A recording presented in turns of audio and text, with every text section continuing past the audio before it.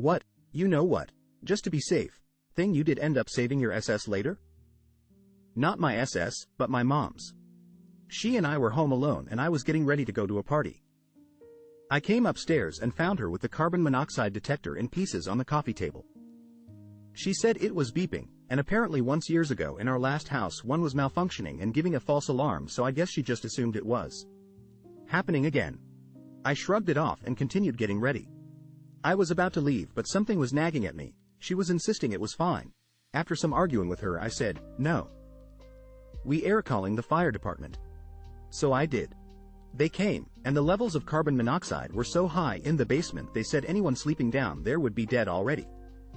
Our cats were vomiting from the poisoning and we didn't realize.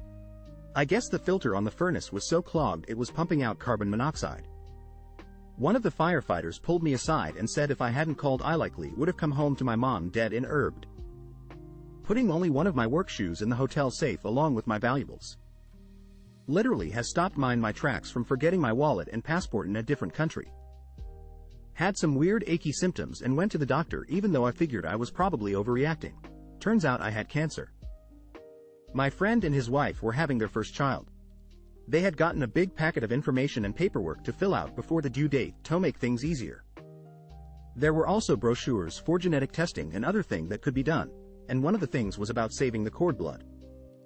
My friend said that he looked at the front of the brochure and his wife asked if they should do it. It is not cheap, a couple $1,000s to save it and a few hundred a year after that, and my friend said, yes. Their daughter was born later that year. 3 years after her birth, they had a boy, and he was born with an immune disorder, no white cells, and his big sister's cord blood and stem cells were used as a treatment. Lived in Baltimore at the time. Pulled up outside my place after getting off a late shift and had toted a backpack out of my trunk before going in. I noticed a group of teenage kids hanging out on the corner and thought, nope. Called my roommate to come watch me walk to the door.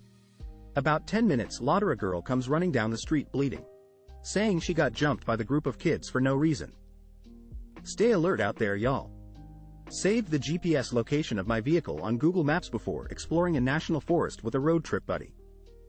We grabbed some fishing poles and head out towards the nearest water location on our map to hopefully catch a couple fish. Turns out it was a swamp, not a lake, and we got so incredibly turned around it could have ended very badly. We really didn't go that far in from where we parked, but somehow ended up on the other side of the swamp without realizing it.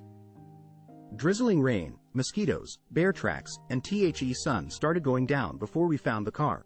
Without the GPS coordinates saved, it would have been a cold, wet night in the woods at a minimum, and more than likely a search and rescue required situation. Not my SS, but I was getting ready for school whilst Mum was vomiting in the bathroom.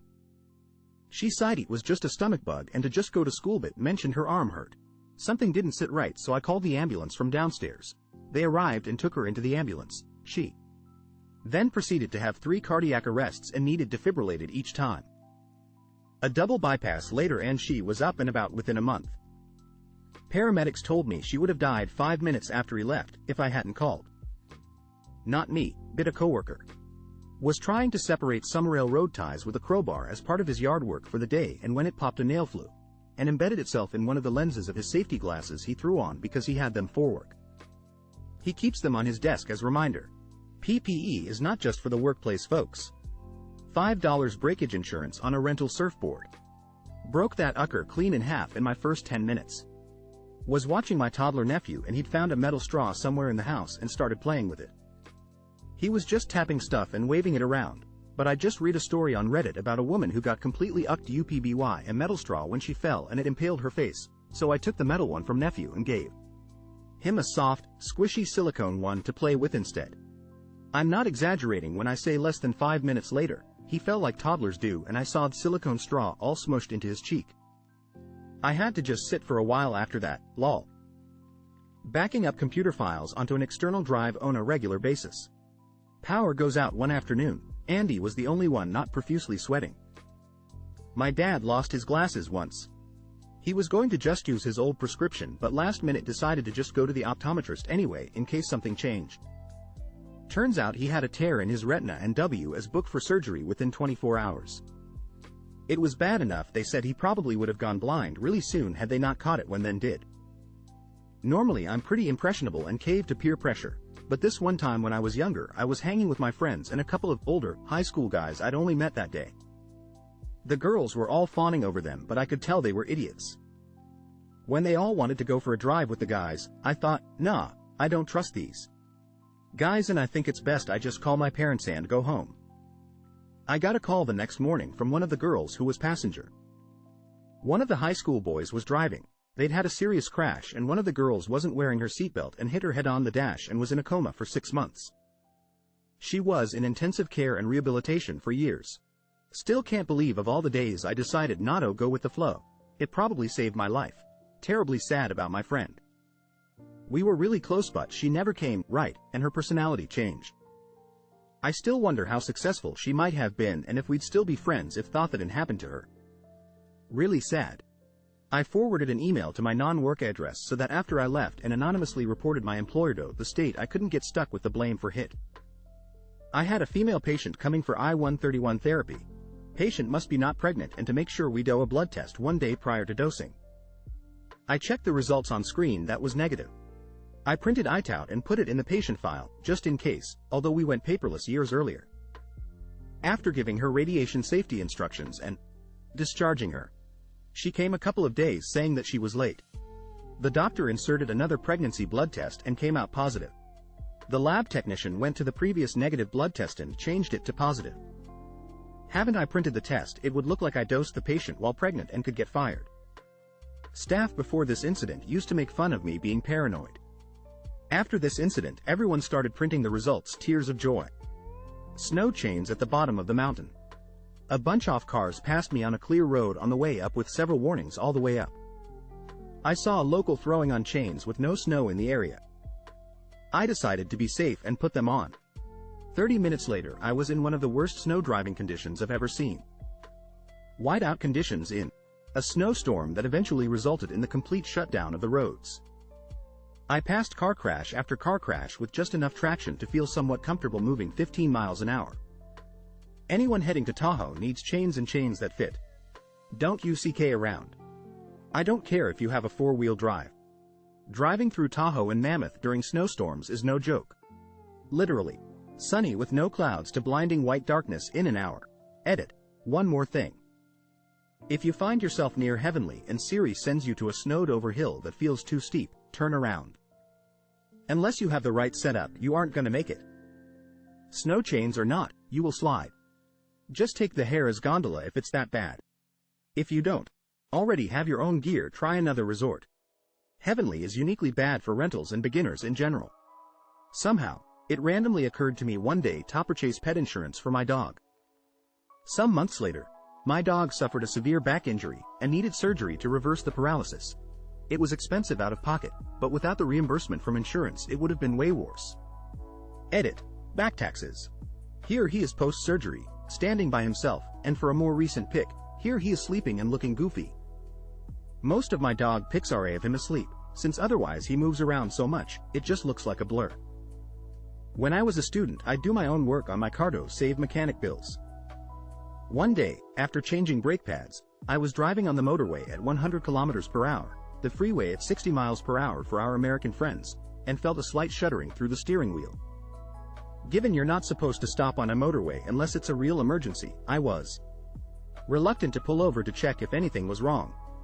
Though having only worked on the car that morning, I decided I'd check, just to be safe. Turns out I hadn't even finger tightened the wheel nuts, only threaded them about a half turn each. Edit grammar. One day I was attempting to make carioca for the first time, a kind of Filipino fried mochi, and after I popped them in the oil, I settled in and watched them carefully. I never wear an apron whilst cooking, but for some reason I figured why not this time, and as soon as I stepped out of range of the fryer, they all exploded. Turns out, carioca can form an impermeable shell when fried, so pressure built up inside until they popped and sprayed hot oil all over the kitchen. Of course, I was safely away reaching for an apron and was completely dumbfounded. Made sure to punch some holes in all subsequent batches. Of course, once I cleaned the kitchen, I ate them on, they were delicious. 10 out of 10, highly recommend. Edit for the curious.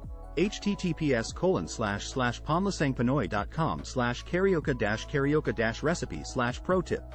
Don't let them explode. I didn't want to wear a helmet while riding my Razor scooter because I couldn't see how I could possibly fall and hit my head. Anyway, I fell and hit my head hard. Luckily, I had decided to wear a helmet just in case. I dropped my high school girlfriend off, then for some reason I locked the passenger door. Not 10 minutes later, I was stopped at a red light and some scummy-looking dude tried to open up the door. I have no idea why I locked that door after she got out. I really didn't have a habit of that. No idea what would have happened if that guy got in my truck. There are times when it's crucial for me to take something with me when I leave home the next day. I figure that of course I'll remember, because it's so crucial, but just to be safe, I will put the thing on top of my car keys. And yes, that's bailed me out a couple of times.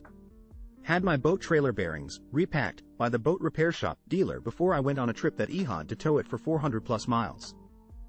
I usually repack the bearings myself but figured I'd have the pros do it since I had a long haul ahead of me.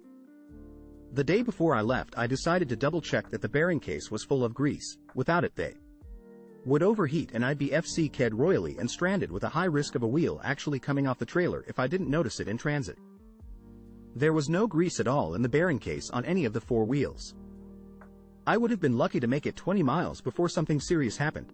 Also, this has been a habit for decades. Pat my pocket to make sure my keys are in my pocket before closing the locked house door, my car door, etc. Grabbed a helmet when riding a bike down a steep hill as a kid. Normally didn't bit, I ended up falling at top speed and breaking my helmet and chipping 3 teeth. Could have been my head that was broken. My freshman roommate and I had a massive falling out during our first semester. By Thanksgiving, I'd already requested a room change, but had to wait until holiday break because there were no free rooms available. While we waiting for the room change, we avoided each other and I generally spent as little time in the room as possible, which was usually fine. The last day of class before Thanksgiving break rolls around and I was chilling in a friend's room waiting for a ride home for the week. I'd texted my roommate to let me know when SHE was gone so I could come and grab my stuff, and after she replied, "K," I didn't think much of it. Out of nowhere a thought struck me and I sat bolt upright and shouted, "The vodka." I realized I had a half a handle of vodka stashed in my mini fridge. I jumped through hoops to get it from my older sister when we'd first moved in because my roommate had desperately wanted to throw a party in our room. But now that we were on the outs, I knew Thisitch would point it out to her mom when she got picked up in an attempt to get my disciplined. My friend thought I was insane, but I convinced her in a near panic that we had to do something. We called a mutual friend and cashed in a favor. We told Hiva needed to call my roommate and demand she get lunch with him to get her out of the room.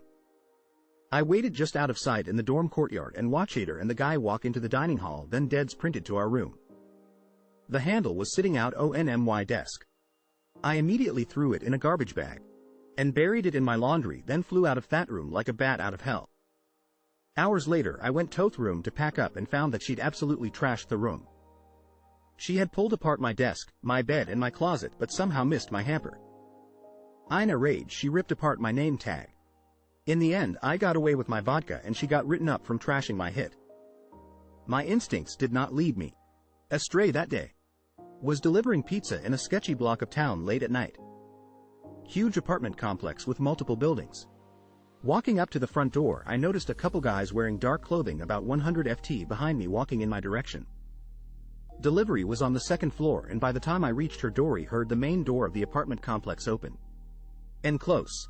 She used a CC for the order and tipped in cash, so when I was putting the receipt into my bag, where I kept my cash, I actually pulled the rest of the cash out and stuffed it into my inner jacket pocket just to be safe, leaving just the change I had that night in the bag. Started to head down the stairs back out to my car, and 2 guys jumped out from behind the stairs and the one had a gun pointed at me and told me to give them the money. I quickly handed them my bag filled with quarters and they took off towards the back entrance of the apartment complex. I never ran so fast in my life back to my car. I wanted to make sure I was as far away as possible before they realized they robbed me of 350 cents in quarters.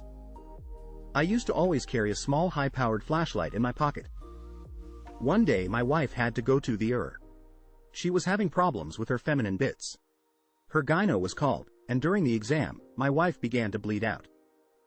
The ER was insufficiently equipped as far as portable light sources on hand, and on a whim, as her doctor stepped out of the room, looking panicked, I made a snap decision, pulled that flashlight from my pocket, and offered it to the doctor. I showed her how to operate it, and to make a long story short, That $5 flashlight saved my wife's life by making it possible for her doctor to find the bleed and stop it.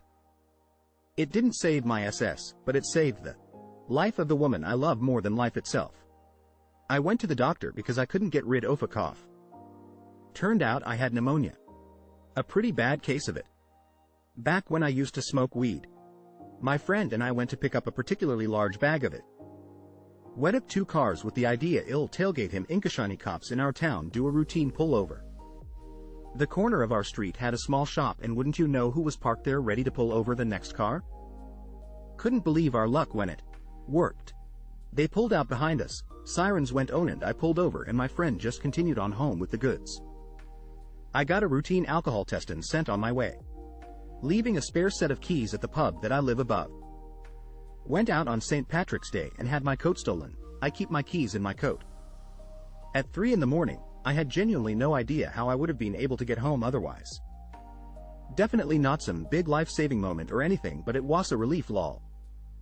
Was in a dune buggy with a roll cage and just driving it around the neighborhood. Put on a motocross helmet just to be safe. When we wrecked, the side of the helmet that hit the road was completely white as all the paint had been scrapped off. In college I was in RA. A girl wanted to hook up with me and I was going to, but I ended up drinking and watching Lord of the Rings, 2 Towers with some friends instead at their dorm. Few days later I was fired from RA job for sexually harassing a student. I didn't in any way, shape or form sexually harass anyone, and the date time given was when I was in middle of movie. I had 13 people to vouch for me. Never found out this person who reported me, but I'm fairly certain we can all guess who it was, because after I and my friends all literally said I was watching movie, which I was, and also I slept over at their dorm. Nothing wrong with a 12-dude sleepover, haha. I was rehired and case dismissed. Had my Enos won the decision to hook up or not, I'd probably be in hot hit. I lock my doors habitually. Walk through a door, reach behind me, twist the lock. It's the way I was raised, and I honestly don't even think about it. I've actually gotten myself into trouble absent-mindedly locking other people's doors, house, offices, shops. I'm a menace. This one night, I'm sitting and reading pretty late, and I suddenly think, I need to check my front door to make sure it's locked. Lo and behold, it's actually unlocked. Shocked me a bit, but I locked the door and the deadbolt and slid the chain for good measure, then go get myself a glass of water. As I'm walking with my glass of water from the kitchen back past my front door, I catch a movement out of the corner of my eye. I turn to the door and watch the doorknob slowly try to turn left and right. The Mirko movements that a locked doorknob can be forced when twisted. I put on as deep of a voice as I can and forcefully stage project, I have a gun, and I'm calling the cops. The doorknob stopped turning. I slept in a closet that night, just in case. You know what, I'm gonna look to see if all the vehicles have come to a stop, just to be safe. I told myself this, right before I enter an intersection in my car. It saved my life because there was a vehicle doing around 100 kilometers per hour, 60 miles per hour, that would have tore my car in half and killed me. On a road trip with my siblings and I, Dad in Latin America, he lived there and we revisiting, on a highway at night, with clouds, no moon and no lights. This was a new highway that nobody likes taking now, as criminals often leave glass or spikes to puncture tires and rob you, or worse. We were driving and this guy was pulled over and waving for help. My dad stopped behind and the guy was scared and asked if we could light up his car while he changed a flat tire. He was terrified of being out there alone, and rightfully so. Dad goes to get out to help and my sister grabbed at him and said she didn't think this felt right. Dad assured us it was fine and almost got out, but sister grabbed him again. Right then a car flew by the door right where he would have been. 4 guys jump out. One grabs the man, puts a gun to his head, and the others sprint to our car. There was a brief chase down the highway, but luckily their old Corolla didn't keep up with our Jeep, and they gave up after 2 to 3 minutes of driving 170 kilometers per hour. My sister saved my dad's life, and probably ours, by making him stay in the car that extra few seconds. The guy with a gun to his head lived and was okay, given everything. After the chase, we had to turn around and continue on the way we were originally going, as there were no other routes to get back home, unless we backtracked 6 hours. After we passed the vehicle of the man, we saw he wasn't there anymore and we thought the worst. Luckily we ended up passing 4 National Guard vehicles about 2 kilometers later and saw that the man was with them talking to them. To answer, I've never known if the guy was in on it. The timing has always seemed off to me. However, the look of fear in his face was so genuine when The guys jumped out that I can remember it perfectly 15 years later.